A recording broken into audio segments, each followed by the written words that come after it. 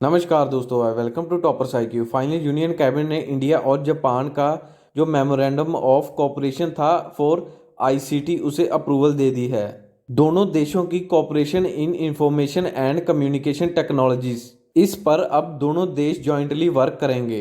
तो इस लेक्चर में पढ़ेंगे, तो चलिए शुरू करते हैं। इस लेक्चर की PDF आप हमारी वेबसाइट toppersiq.com से ले सकते हैं। द हिंदू का आर्टिकल है, cabinet approves memorandum of cooperation between India Japan for ICT।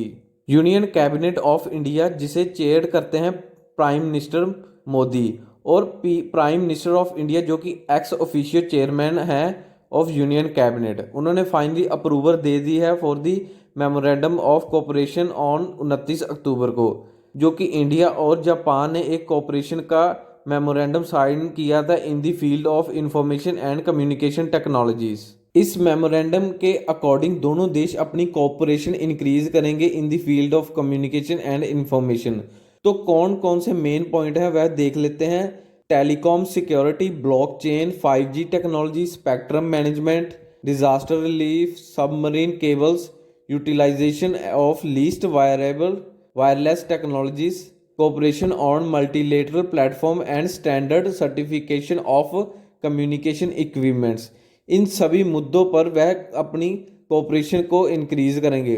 तो अगर रिसेंटली देखें तो 5G के रिवोल्यूशन को लेकर काफ़ी कंट्रीज जैसे चाइना और जापान ये इसी दौड़ पर लगी हैं कि कौन अपनी टेक्नोलॉजी सबसे पहले प्रोवाइड करेगा और किन देशों पर वह अपनी मोनोपोली इंक्रीज करेंगे। मगर चाइना को तो सभी कंट्रीज ने बैन कर दिया है, मोस्टली अमेरिका के कहने पर। और इस समय अब जापान की टर्न है कि वह अपनी टेक्नोलॉजी प्रोवाइड करें इस 5G जनरेशन के लिए। तो अगर सबमरीन केबल की बात करें तो इसके थ्रू वह फाइबर ऑप्टिक केबल कनेक्ट करते हैं थ्रू ओशियंस। इससे वह एक कॉन्टिनेंट कह लीजिए चाहे कुछ कंट्रीज मिलकर अपनी एक जॉइंट फाइबर ऑप्टिकल केबल बिछाकर एक दूसरे को इंटरनेट प्रोवाइड करते हैं। और इस मेमोरेंडम ऑफ कोऑपरेशन की इतनी इंपॉर्टेंस क्यों है, तो अगर देखें तो इसके थ्रू जो इंडिया की अपॉर्चुनिटीज़ है of getting into global standardization process, और साथ ही वह हेल्प करेगा promoting Indian human capacity in the field of information and communication technologies, और साथ ही यह आत्मनिर्भर भारत को भी और बूस्ट करेगा। तो अगर हम इंडियन पीपल की बात करें तो वह इंफॉर्मेशन एंड कम्युनिकेशन टेक्नोलॉजी में काफ़ी आगे हैं, और साथ ही यह अपनी कैपेबिलिटीज़ को और भी शो करेंगे इन the field of communication and technologies. और साथ ही यह जैसे जापान के साथ इंडिया मिलकर अपने काफ़ी इवेंट ऑर्गेनाइज कर सकता है, जिसमें दोनों देशों के नागरिक मिलकर अपनी टेक्नोलॉजीज़ को डेवलप करके वहाँ पर सेमिनार लगा सकते हैं। तो अगर बैकग्राउंड देखें तो जापान ऑलरेडी इंजॉय कर रहा है special strategic and global partnership, और जापान के साथ इंडिया के बहुत ही बढ़िया रिलेशंस हैं इन द फील्ड ऑफ डिफेंस और भी सभी टेक्नोलॉजीज में लेकर। अगर इसी कॉपरेशन से पहले हम इंडिया और जापान की डेवलपमेंट देखें तो अक्टूबर 2020 में इंडिया और जापान ने मिलकर एक एग्रीमेंट किया था on cooperation in 5G and artificial intelligence, और इन्हीं दोनों सेक्टर्स पर यह दोनों मिलकर अपना वर्क करेंगे। और दोनों देशों ने डिसाइड किया कि वह एक मोमेंटम करेंगे to supply chain initiative in the Indo Pacific region में। जितना भी इंडो पैसिफिक रीजन है, यानी कि अमेरिका से लेकर जो इंडिया तक के, इंडिया के बे ऑफ बंगाल सभी से लेकर वह अपनी सप्लाई चेन एक इनिशिएटिव होंगे उसे भी बूस्ट करेंगे।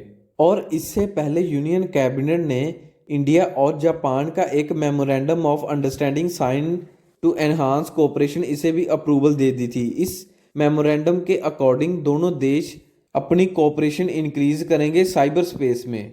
तो अगर सितंबर की बात करें तो फॉरेन मिनिस्टर जय सुब्रमण्यम जयशंकर, जिन्होंने विजिट किया था Japan for the quad ministerial meeting, जिस मीटिंग के कारण जो चाइना है अपना और भी अग्रेशन दिखा रहा है और साथ ही बहुत ही एंटी इंडिया और एंटी क्वाड ग्रुप के ट्रीटमेंट दे रहा है। और इसके बाद इंडिया और जापान ने एक मिलिट्री एक्सरसाइज कंडक्ट की जिसका नाम है जिमैक्स। इसे नॉर्थ अरेबियन सी में कंडक्ट किया गया। और सितंबर 2020 की बात करेंगे, इसमें एक इंडिया और जापान ने लॉजिस्टिक एग्रीमेंट भी साइन किया।